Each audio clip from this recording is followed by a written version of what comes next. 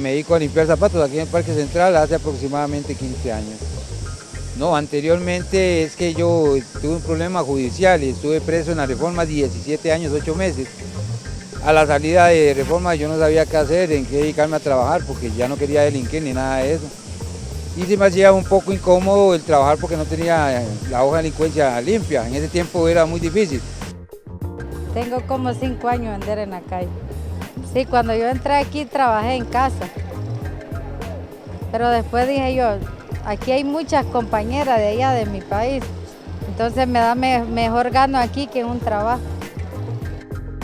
Efectivamente, la informalidad en el empleo es uno de los grandes problemas que tiene el mercado de trabajo acá, que afecta a las personas por un lado porque no tienen el empleo informal, no reúne las condiciones mínimas de empleo decente, pero además afecta también a la economía porque genera una competencia desleal entre las empresas que están formalizadas y por tanto pagan impuestos y cumplen con la seguridad social como debe ser, contra las empresas que se encuentran en el estado de informalidad. Entonces genera una competencia desleal importante en el mercado de trabajo.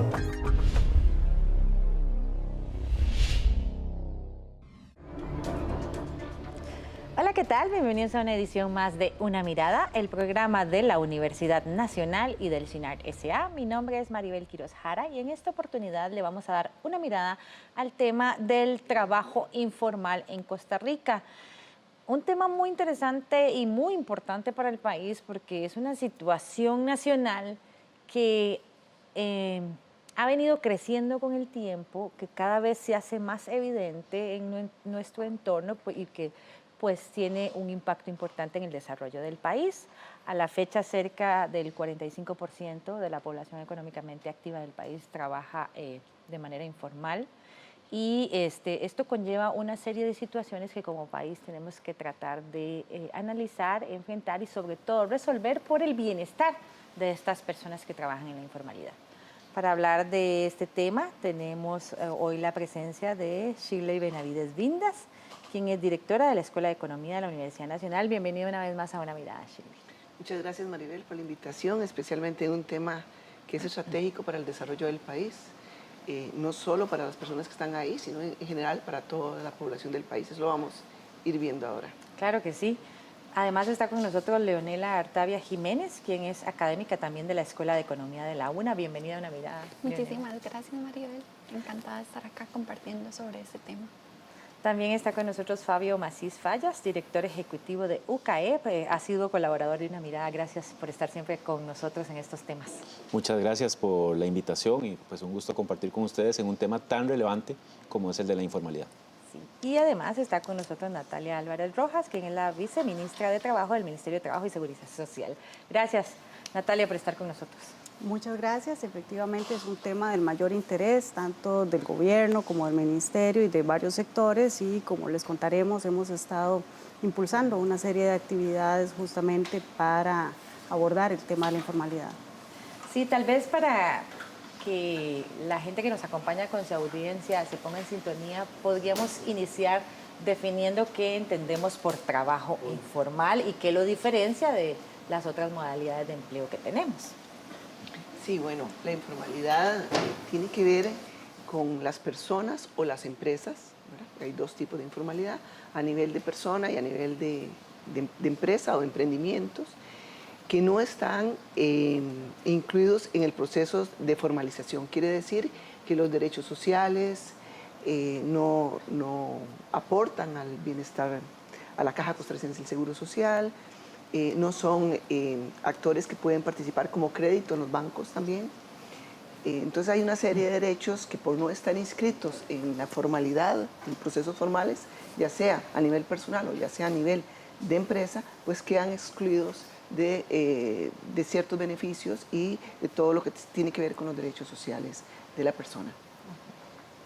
Sí, ampliar que justamente esa condición de informalidad va en la línea del no cumplimiento de esos derechos y de estas condiciones de seguridad social, tanto para las personas que podríamos llamar las asalariadas o dependientes, como para, y es la característica nacional, que la mayoría son negocios o emprendimientos de una persona o de 2 a 3, que no están adheridos a la institucionalidad, que no tienen la capacidad de otorgarle esos derechos a las personas que trabajan con ellos, y entonces eso habla de la productividad en la que se puede ejercer la labor y las condiciones de vida de esas personas y de sus familias, ¿verdad? Que además en la mayoría de los casos dependen de ellos.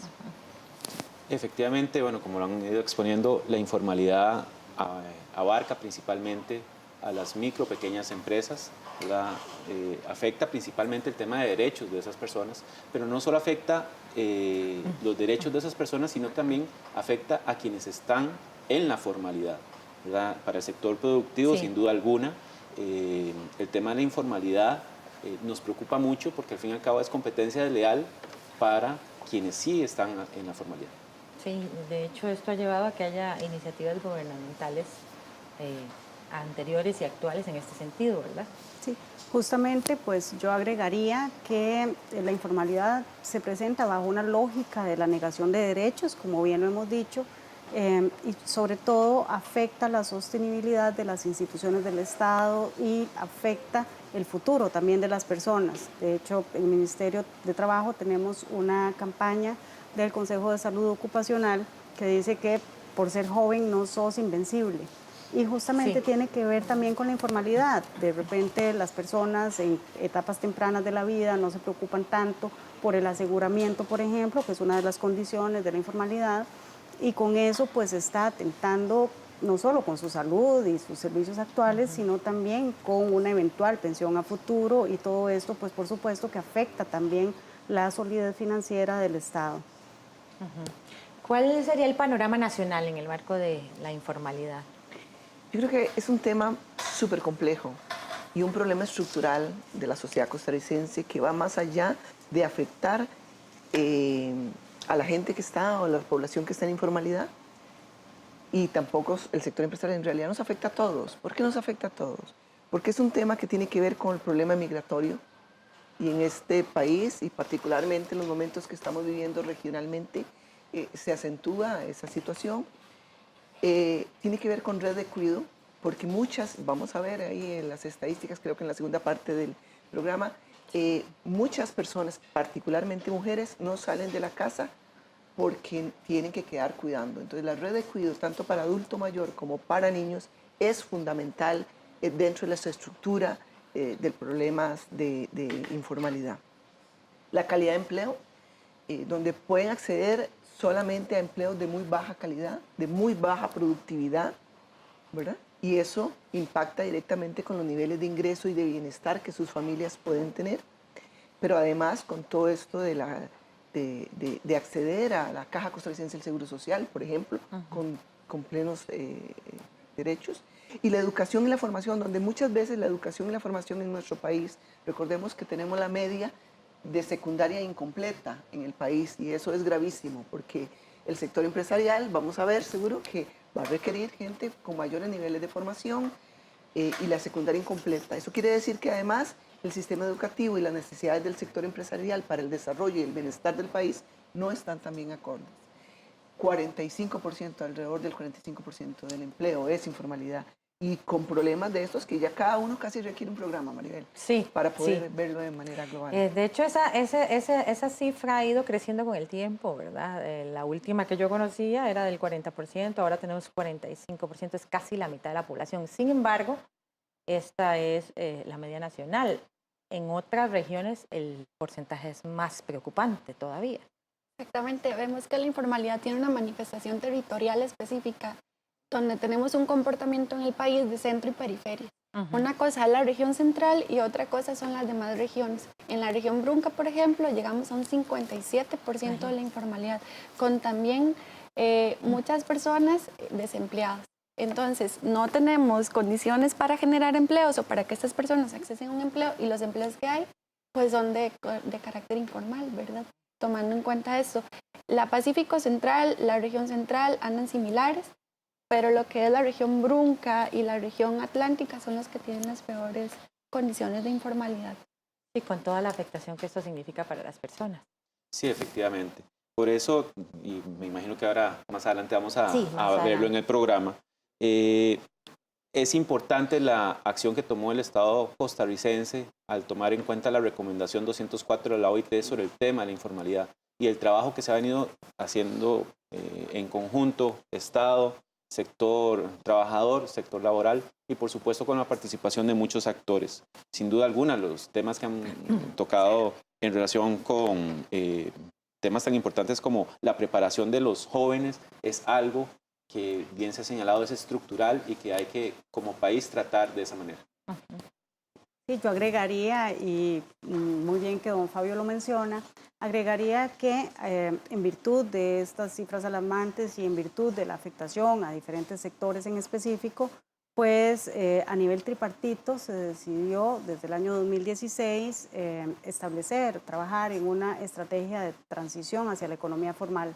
Ese pues fue acompañado por la Organización Internacional del Trabajo y se basó en la recomendación 204 que se refiere a una serie de acciones articuladas que se recomiendan justamente para disminuir la informalidad. En este caso, pues yo subrayaría, supongo que después vamos a ahondar en temas específicos, pero subrayaría que proviene de un acuerdo tripartito que implica el trabajo conjunto de gobierno, sector privado y sector sindical que representa a los trabajadores.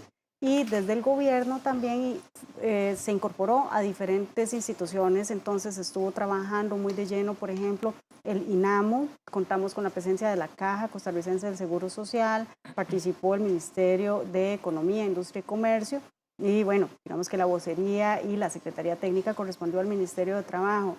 Subrayaría que ahí llegamos a unos acuerdos muy importantes, esta recomendación, y como bien lo mencionaba doña Shirley, hay una serie de elementos en los que se impacta con la informalidad o como también podemos resolverla, pero bueno, se eligieron, a nivel tripartito se eligieron 4 ejes de trabajo y esos 4 ejes de trabajo tienen que ver con formación profesional y técnica, tienen que ver con aseguramiento, con seguridad social, con facilitación de trámites, que sabemos que es un tema muy importante, especialmente pensando en las pymes, en las micros, en muchas unidades productivas, y también con la facilitación y la simplificación tributaria para estos sectores. Y justamente recientemente tenemos una serie de acciones que se encaminan y que fortalecen estos procedimientos.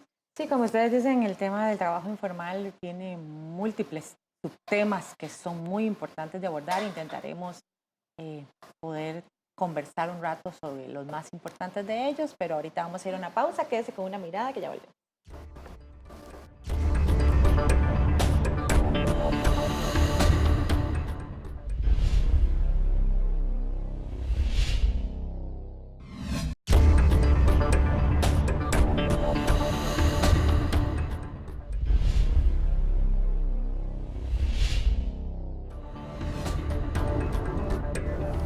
Continúa usted con Una Mirada, el programa de la Universidad Nacional y del CINAR S.A. Hoy con el tema del trabajo informal en Costa Rica, una situación en la que se encuentra casi la mitad de la población trabajadora del país. Uno de ellos es Jorge Orube, quien compartió con Una Mirada su testimonio.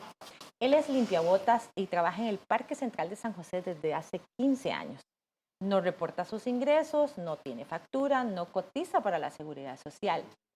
Jorge optó por este tipo de trabajo porque estuvo privado de libertad durante un tiempo y no pudo luego conseguir trabajo formal. Sin embargo, hoy teme por su futuro.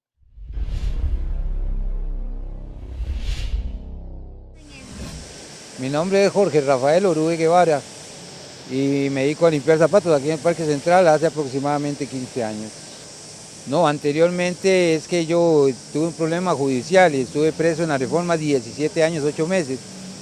A la salida de reforma yo no sabía qué hacer, en qué dedicarme a trabajar, porque ya no quería delinquir ni nada de eso.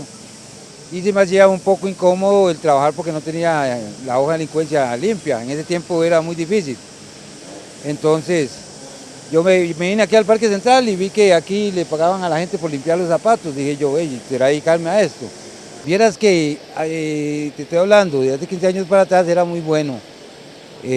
Pero ahora se usa mucha tenis, muchos zapatos gamuza, entonces zapatos de cuero casi no.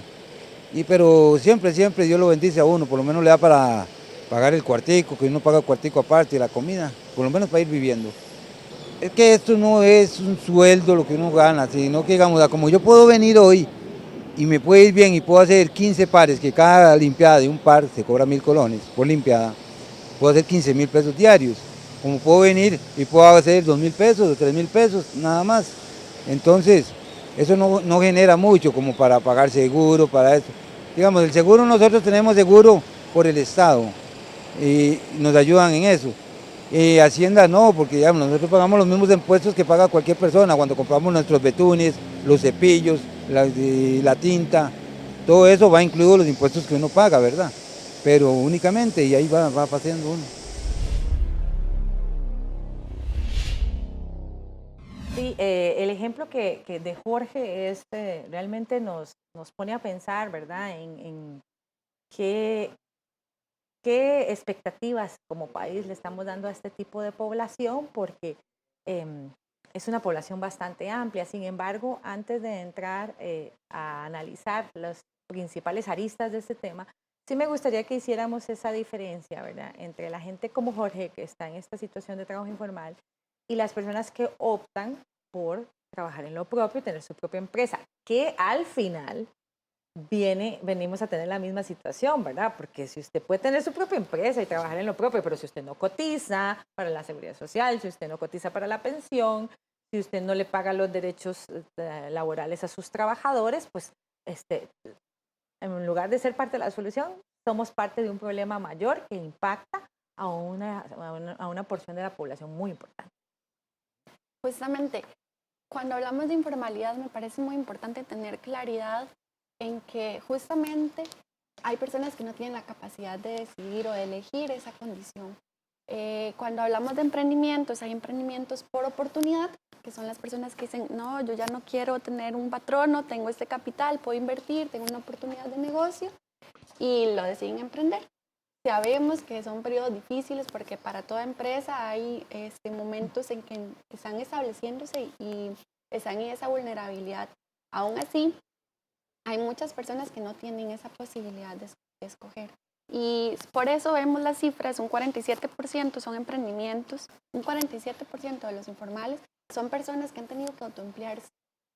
Eso es, no encontré trabajo, no me desalenté. Sabemos que también hay personas desalentadas que nos engrosarían el nivel de desempleo, pero son que ni siquiera no son los desalentados, son las personas que tienen que ver qué hacen, ¿verdad? Y están en esas condiciones de informalidad. Algunas les va bien, algunas no tan bien. Entonces, primero, como hacer esa diferenciación. Una vez conocido eso, claro, hay un segmento de la población que tal vez desconoce o no está equilibrando, ¿verdad?, el futuro al que se enfrentaría si no cotiza la seguridad social, y eso es importante, y es importante hacer énfasis en esa población, pero lamentablemente estoy convencida de que él no es el porcentaje mayor. Al porcentaje mayor nos toca darles, ¿verdad?, en términos de Estado, darles mejores condiciones y ver qué es lo que está pasando. Sí, que la UCAEP ha hecho un llamado varias veces en ese sentido, porque cuando vemos, ¿verdad?, estas ferias de empleo donde más de 200.000 personas participan, incluso gente muy joven, el asunto tal vez no es si hay o no trabajo, es que la gente no reúne las condiciones básicas para ocupar puestos que ni siquiera estamos hablando que sean profesionales, ¿verdad? Puestos técnicos, de servicios que se ocupan en diferentes áreas de la economía nacional, y que la población no reúne ni siquiera el 50%, ni siquiera tiene secundaria completa como para aspirar a mejorar su condición laboral. Sí, sin duda alguna, para la Unión de Cámaras siempre ha sido un tema relevante el tema de la formación de los estudiantes, de las personas.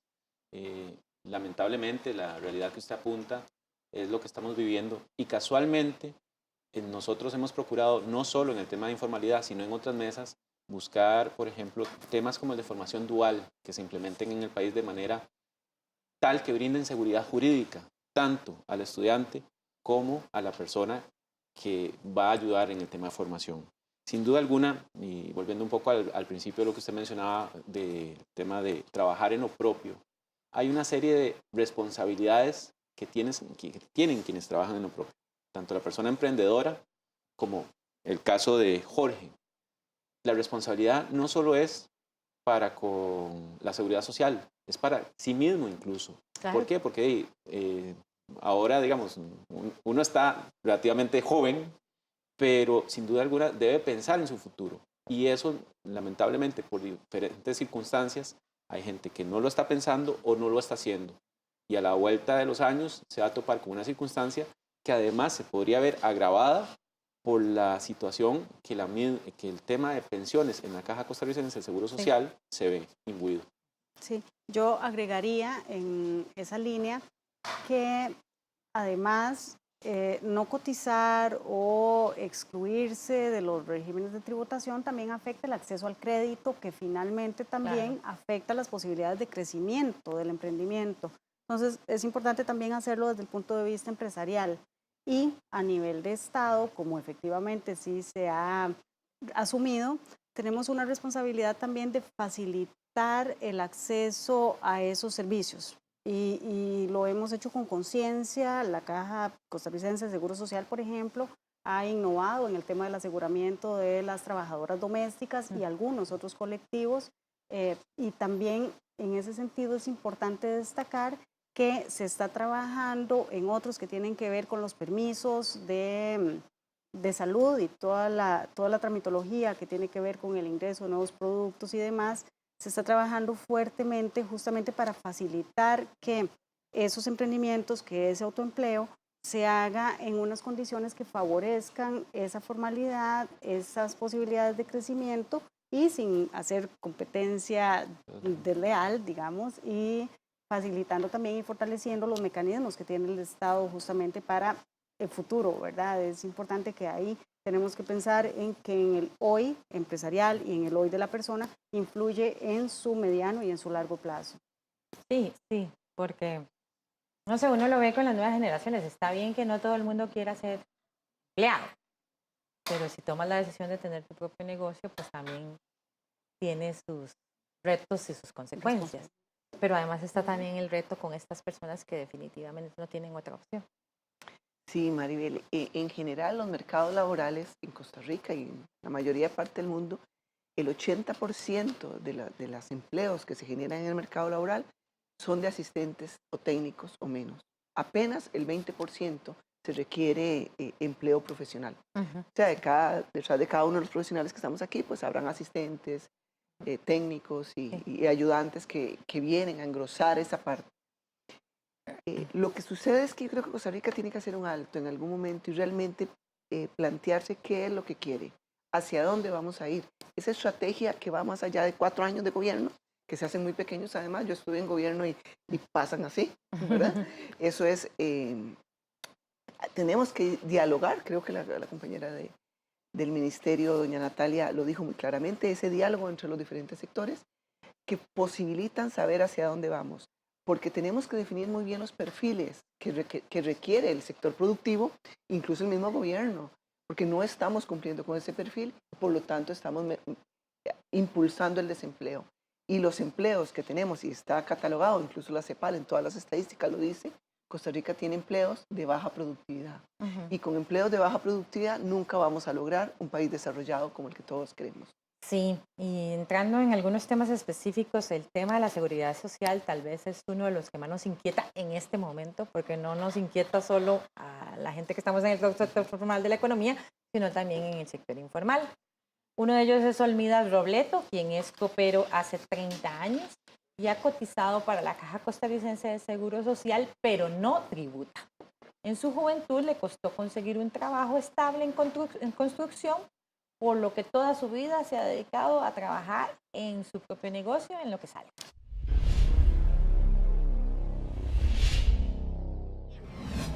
Yo me llamo Olmida Robleto. Tengo más de como 80 años de ser copero. Entonces yo compré una carreta y me puse a vender copos. Y ahí con eso vivo yo. Yo no tengo familia. Pues yo vivo solo y yo pago cuartos, pago comida, pago la luz, pago todo. Cada mes pago casi 20 robos de seguro. Ahora yo tengo 6.4. La otra vez fui a solicitar la pensión, me dice no, a los 6.5.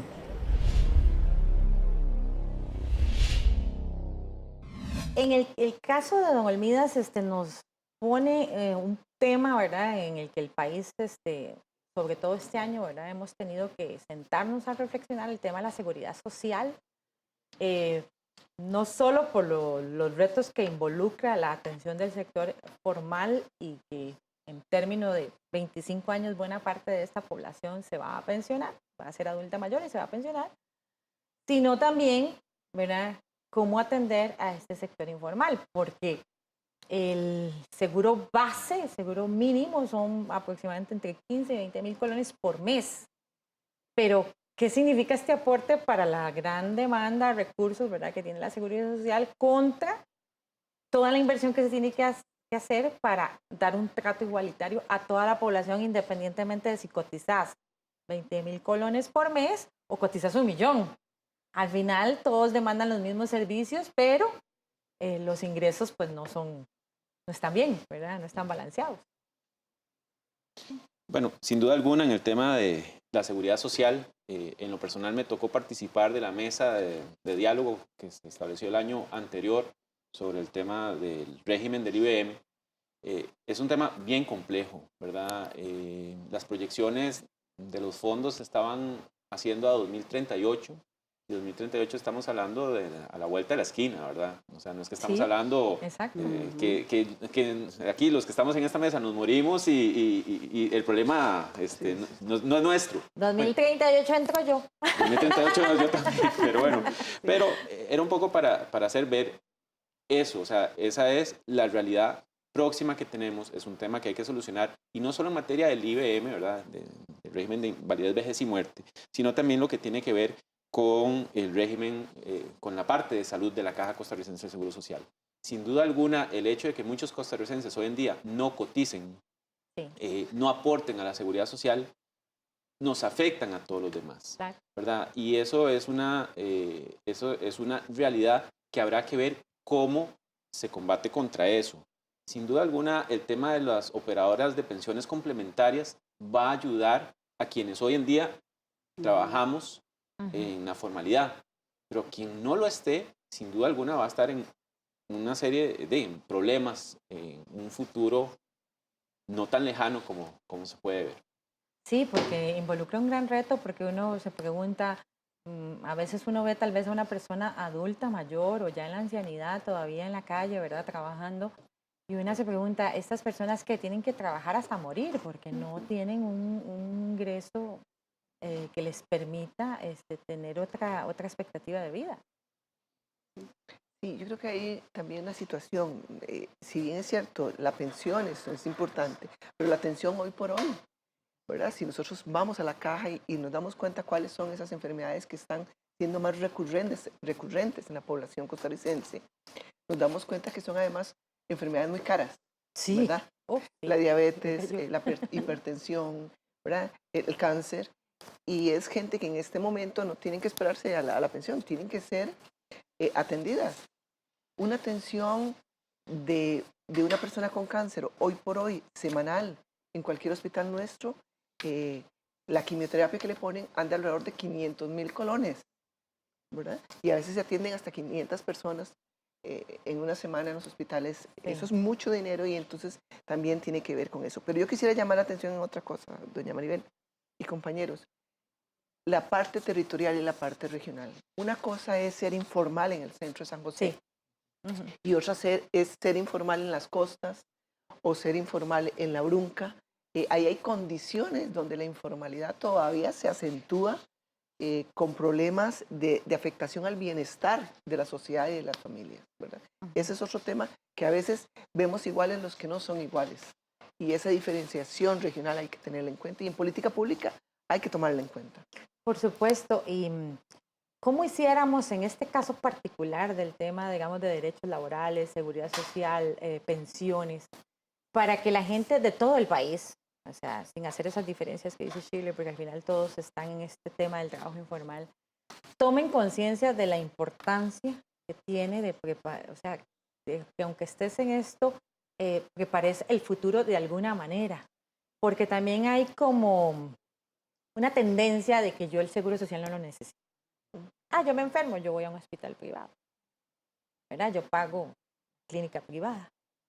Pero, como dice Shirley, una cosa es que usted le dé una gripe y otra cosa es que usted le dé un evento cerebrovascular, que las estadísticas también nos dicen que cada vez gente de menos de 50 años está siendo víctima de este tipo de enfermedades que antes eran de la gente, incluso ni siquiera del adulto mayor, era ya cuando la gente ya estaba más viejita, ¿verdad? Que uno veía estas cosas.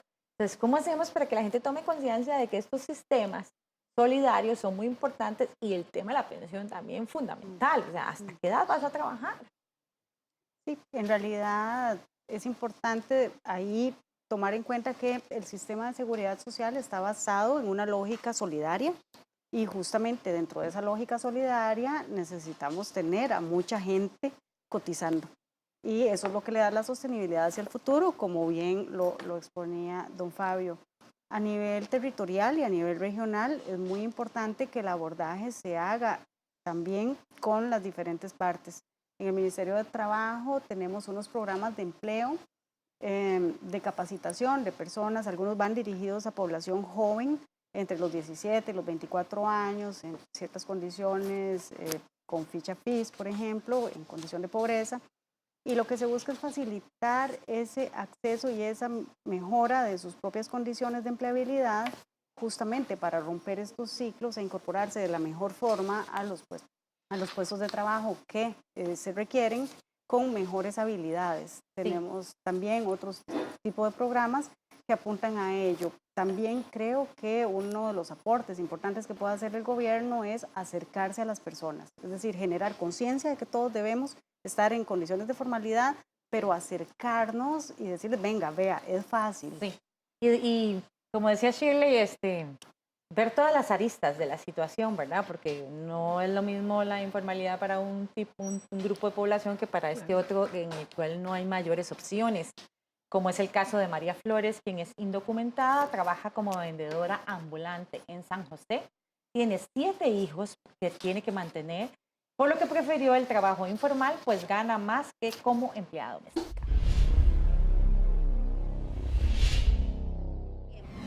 María Félix Flores Prado. Tengo como 5 años vender en la calle.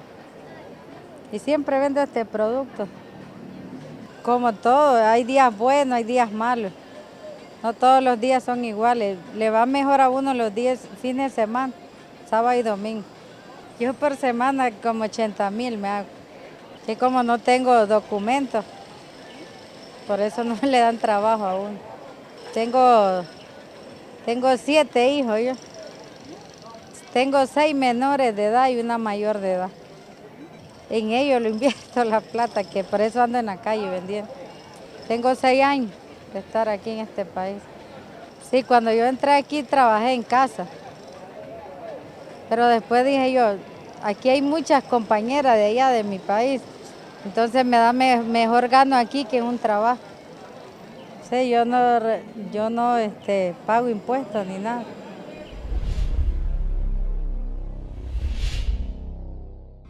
Definitivamente todo un reto para el Estado costarricense atender este tipo de población tan particular en lo que la gente en realidad no tiene otra alternativa y tampoco pueden pagar ni el seguro mínimo. Cuando este caso de Doña María nos sirve mucho para resaltar el rol de la mujer, en este caso de la informalidad. Las mujeres, aunque son menos en términos absolutos en la informalidad, cuando revisamos el porcentaje de mujeres es mayor en estas condiciones. Y sobre todo con esas expresiones territoriales que hemos hablado, donde en la región Brunca es en la única donde la informalidad en las mujeres es menor, pero no es porque sean mejores condiciones, sino pasa por la conformación de los sectores productivos, que es más agrícola, más cerrado hacia la mujer, y también pasa por una menor incorporación de la mujer a los mercados de trabajo. Es una característica especial de la región Brunca, donde la población fuera de la fuerza de trabajo femenina es mayor. Pero a diferencia de esas, todas las demás tenemos niveles de informalidad y de desempleo superiores en la mujer. Y además sabemos de las cargas de cuidado que tienen estas mujeres, ¿verdad? Doña Shirley mencionaba en un principio la red de cuidado y es sumamente importante para poder darle unas mejores condiciones. Porque muchas veces cuando uno habla con esas mujeres que están insertas en estos en estas condiciones de informalidad, lo que expresan es, no tengo quien me cuide a los hijos, no puedo asumir un trabajo a tiempo completo, necesito algo con lo que yo pueda mantenerlos y yo pueda también cuidarlos, una mayor flexibilidad que no le da un empleo formal, sino justamente un informal. Entonces, esas son como las condiciones que las mujeres más vulnerables tienen que enfrentar y a las que debemos responder necesariamente. Sin embargo, hablando del tema de flexibilidad, a mí me parece que se están comenzando a dar algunos pasos importantes. Casualmente, hace algún tiempo reciente, se aprobaron unas guías de teletrabajo en el Consejo Superior de Trabajo, lo cual hace que quienes hoy en día no pueden implementarlo porque se ocupa todavía de una ley, vayan dando los pasos para su avance. Y sin duda alguna, en las discusiones que tuvimos en el Consejo Superior de Trabajo, casualmente estaba el tema de la mujer. ¿Por qué? Porque el teletrabajo va a ayudar sobre todo a personas que requieren quedarse en sus hogares. Evidentemente, el teletrabajo no es para todo el sector, pero sí puede ser por lo menos ayudar a un grupo de personas, ¿verdad?, a que vayan trabajando y se vayan incorporando en la formalidad. A que, por ejemplo, si una mujer llega y presenta su oferta a un lugar, a una empresa formal y existe esa opción de teletrabajar, puede hacerlo, porque en otro caso, si le dicen, mire, usted tiene que estar aquí todo el día, le dirían que no. Bueno, en ese caso se comienzan a abrir ciertas ventanas. Por supuesto que es un tema que hay que trabajar con mayor profundidad. Los datos que ha brindado Leonela son claros, pero me parece que hay una buena ventana de oportunidad que se está abriendo. Y un tema que es muy importante y que no se me puede olvidar es el tema de que los costarricenses nos tenemos que adecuar a las nuevas tecnologías, porque las nuevas formas de trabajo, las que hoy conocemos, van a variar sustancialmente de aquí a 10 años. Entonces, también para tomar en cuenta. Es parte de los grandes retos que tenemos como país, no solo para el sector informal, sino para el sector formal de la economía. De eso vamos a hablar en el siguiente bloque. Vamos a una pausa, quédese con una mirada que ya volvemos.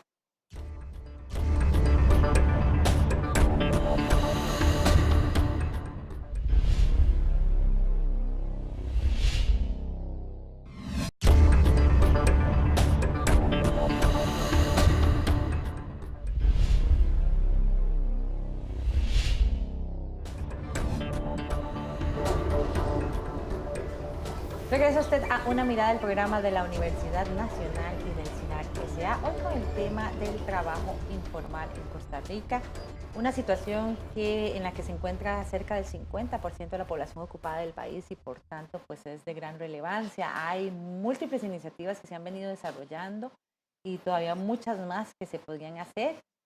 Una Mirada conversó sobre este tema con el diputado del Partido Acción Ciudadana, Enrique Sánchez, quien enumeró una serie de reformas legislativas que podrían ayudar a disminuir la informalidad en el empleo. Entre ellos, exonerar por un periodo a las y los emprendedores.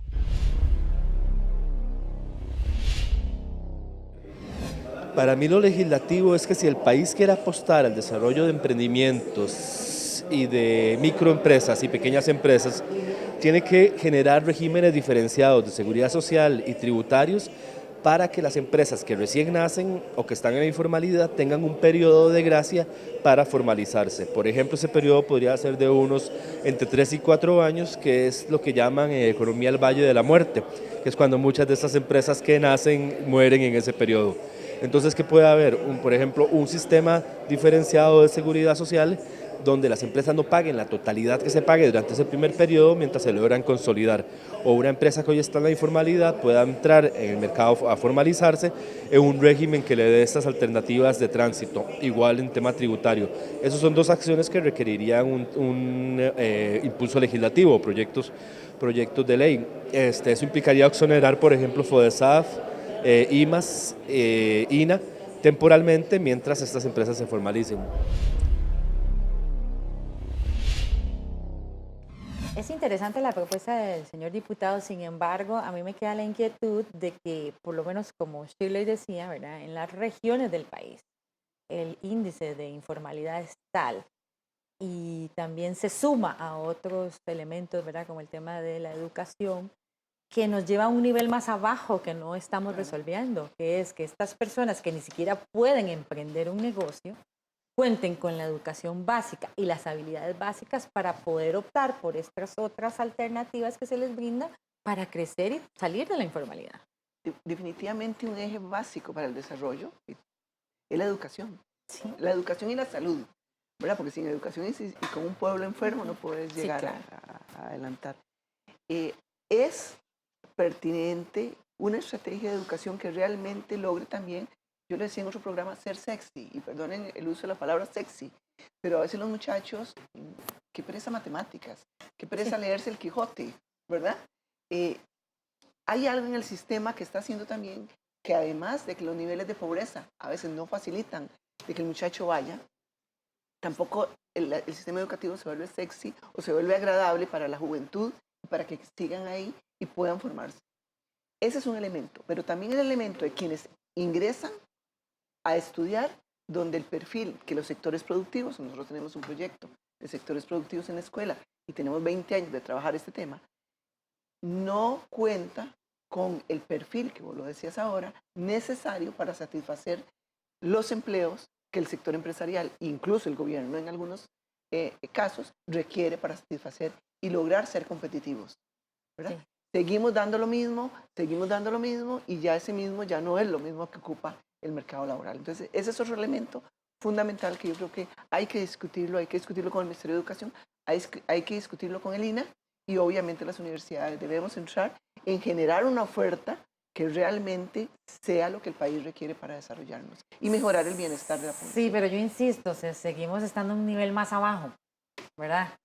Porque sí, o sea, podemos hablar de que ocupamos muchos ingenieros y científicos y que ocupamos que la gente se forme en carreras técnicas, porque eso es a lo que vamos, las nuevas tecnologías y todo lo demás. Pero y toda la gente que no llega ni a primaria y el 50% no llega a secundaria completa. Entonces, ¿qué aspiración laboral puede tener una persona de insertarse en el mercado formal si no tiene ni las habilidades mínimas y los conocimientos mínimos? O sea, una persona que no sabe leer, escribir, sumar y restar bien, ya de por sí tiene ahí una limitante para poder acceder a un mejor futuro. Ahí tenemos un reto doble que tiene que ver tanto con la no exclusión, ¿verdad? Con ese sistema educativo atractivo que podamos tener, pero cuando definitivamente la persona ya no puede, por múltiples condiciones, ¿verdad? Sociales, familiares, económicas y demás, no puede estar ahí, es muy importante la opción del INA, del Instituto Nacional de Aprendizaje, que justamente se ha venido retrabajando y se ha venido acercando, digamos, y en esta estrategia de transición hacia la formalidad está el INA con un puesto muy importante, donde estamos definiendo también cómo mejor acercarnos a la población, cómo mejor garantizar esos puestos para formación que se adecúen lo mejor posible a los puestos requeridos en el empleo. Y justamente, como también bien lo mencionaban, tenemos que tener una discusión sobre cuáles son estos empleos que debemos transformar o cuáles son estos empleos que se van a requerir a futuro. Justamente en la estrategia de tránsito a la formalidad, en uno de los ejes, que es el de formación técnica profesional,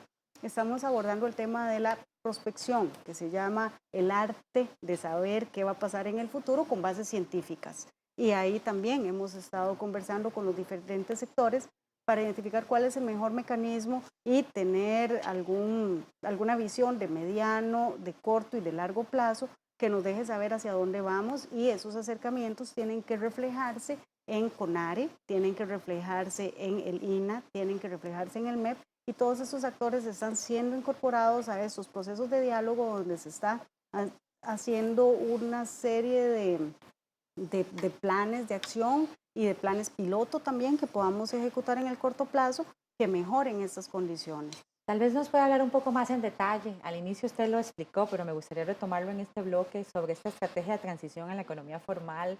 ¿En qué plazo? ¿Quiénes están involucrados? Bueno, sé que los empresarios están trabajando con esto, porque realmente bien llevado podría dar unos resultados muy buenos para la población. Así los va a dar. La estrategia de transición hacia la formalidad inició con un acuerdo tripartito en el año 2016, en octubre del año 2016. Uno de sus fundamentos tienen que ver con esta recomendación, la 204 de la Organización Internacional del Trabajo que les mencionaba antes, con el Plan Nacional de Desarrollo, que ahora también van a estar vinculados los elementos que vamos a abordar en la estrategia, con la Agenda 2030 de Desarrollo Sostenible, que su lema es no dejar a nadie atrás, y tiene que ver con lo que mencionábamos antes, todos no queremos dejar a nadie atrás, la Costa Rica que estamos visualizando tiene que ser para todos y muy inclusiva, y justamente una de las metas propone aumentar la generación de trabajo decente, reducir la informalidad y el desarrollo inclusivo. Tenemos también el proceso de adhesión a la OCDE, que también ha manifestado preocupaciones por esas tasas de informalidad, que en Costa Rica son superiores a otros países. Dicho esto, todos esos elementos hacen que los tres sectores, el gobierno, el sector empleador y el sector sindical, firmen un acuerdo en el que dicen, bueno, vamos a establecer una estrategia. Y en esa estrategia hubo muchos espacios de diálogo en los que se definieron 4 ejes de acción en los que nos íbamos a centrar. Hay muchísimos más, pero decidimos que para ser efectivos íbamos a centrarnos en 4 que tienen que ver con la formación técnica profesional, el aseguramiento, simplificación de trámites y temas tributarios, donde en cada uno se llegó al consenso de cuáles serían los resultados principales que íbamos a perseguir. Todo este proceso llevó hasta febrero del año 2018, recientemente, donde también con un acuerdo tripartito firmado por las 6 centrales sindicales, firmado por la UCAEP y firmado por los ministerios de Hacienda, de Economía, por el INA, el INAMO, el Ministerio de Trabajo, la Caja del Seguro Social, todos decimos, bueno, esta es la ruta por la que queremos transitar, y en este año reinicia en julio, esperando la transición de cambio de gobierno, reinició el 2 de julio y hoy justamente se está llevando a cabo una sesión, la número 15, en un proceso donde lo que estamos desarrollando ya son los planes de acción en función de esos temas específicos. En formación técnica profesional, que es lo que estamos recién conversando, hay 2 ejes importantes. Uno es cómo llevar a las personas a la mejor educación, y el otro tiene que ver con estos mecanismos de prospectiva para saber bien a dónde vamos y a dónde queremos incorporar a las personas. En términos de aseguramiento, creo que también ahí hay un elemento importante, y es que tenemos el consenso en generar mecanismos sombrilla, digamos, mediante convenios, en los que podamos asegurar a ciertos colectivos en condición de vulnerabilidad. Y entre ellos están las ventas ambulantes y estacionales en diferentes municipios, ¿verdad? Esto es a nivel nacional. Y también como meta tenemos llegar a las regiones mediante las municipalidades. ¿Cuál ha sido la participación de la UCAEP? Mire, la Unión de Cámaras del primer momento, tal y como lo decía la señora viceministra, en 2016 se participó en un acto público que participó como testigo en aquel momento el presidente de la Asamblea Legislativa, Antonio Álvarez, en aras de firmar esta estrategia nacional y avanzar. Nosotros hemos participado fuertemente en las 4 mesas que se instalaron, en las 4 mesas que ya ha señalado doña Natalia, y luego de la firma en febrero de este año de la estrategia en sí, estamos participando activamente en las mesas de trabajo para comenzar a trabajar ya en conseguir los resultados que se plantearon en la estrategia. Ahora, desde el punto de vista país, digamos, Chile, usted ha mencionado en varias oportunidades que necesitamos definir una hoja de ruta en este sentido, porque si no, pues este nivel de empleo informal va a seguir creciendo. Sí, y además un tema que no hemos tocado, el problema fiscal del país. Sí, ese es otro. Esto viene, otro programa. ¿verdad? Otro programa, pero viene a sumar a nuestro problema financiero. Claro. ¿Verdad? La informalidad es un mal negocio para todo el mundo, ¿verdad? Los formales y los no formales.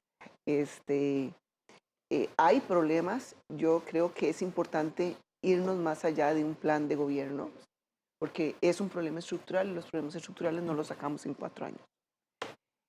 Tenemos que ver realmente hacia dónde tiene que ir Costa Rica, hacia dónde queremos el desarrollo de Costa Rica, cómo manejamos el tema de migración, que ahora no únicamente la migración que viene de otros países, sino la migración interna que costarricenses que están en la Brunca, que están en el Atlántico, que están en el Pacífico, buscan llegar al centro. Y ahora estamos colapsando el centro, ¿verdad? Porque igual los empleos de ahí no dan ya, y entonces estamos generando toda esta gente que busca un bienestar en el centro, más bien viene a acrecentar un problema, y entonces eso va nuevamente el bienestar hacia abajo.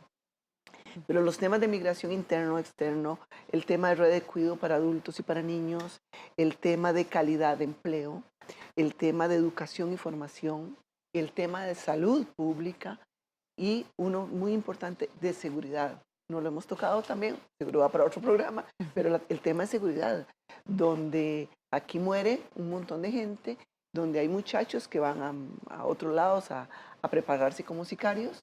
Eso quiere decir que hay otro sector social y económico que se está moviendo y que no es el mejor para el país. Entonces, y todo eso lo facilita la informalidad. Entonces, eso quiere decir que el problema es mucho mayor y realmente tenemos que hacer una ruta de país para ir mejorando poco a poco esto. Es a corto, mediano y largo plazo.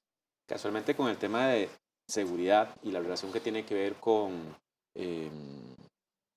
la informalidad, podemos hablar incluso del tema de contrabando y de la problemática enorme que esto está generando en el país. O sea, el contrabando alimenta también a la informalidad, ¿verdad? Claro. Hay un grupo importante, y eso es importante que la gente la sepa, hay gente que hoy en día quiere salir de la informalidad, sea que son pequeños emprendedores o gente que quiere tener sus derechos, ¿verdad?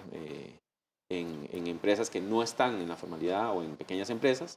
Y hay otro grupo importante que no quiere formalizarse. A esos nunca los vamos a formalizar porque lo que les sirve es estar en eso. Y bueno, hay un trabajo desde el sector privado que ha venido haciendo la Cámara de Comercio, que tiene un observatorio sobre el tema del comercio ilícito. En UCAEP también lo tenemos y nos parece que eso debe seguirse no solo implementando, sino desarrollando. El último trabajo que presentó la Cámara de Comercio nos dio el dato de que alrededor de 5.000 millones de colones estaba dejando de pérdidas, si la memoria no me falla, el comercio ilícito. Entonces, esa es una problemática que hoy en día tenemos.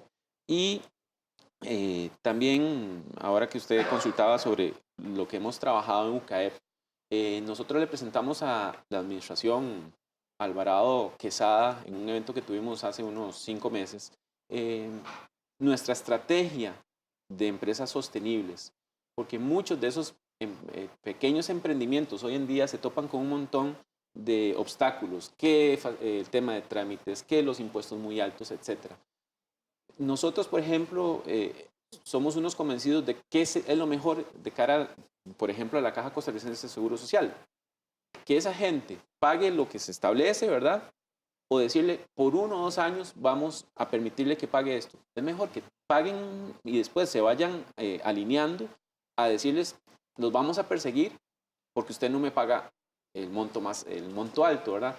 Entonces yo creo que eso es parte de la conciencia también que hay que hacer. Es mejor que todo el mundo esté y esté visible a que no lo esté, como ocurre hoy en día.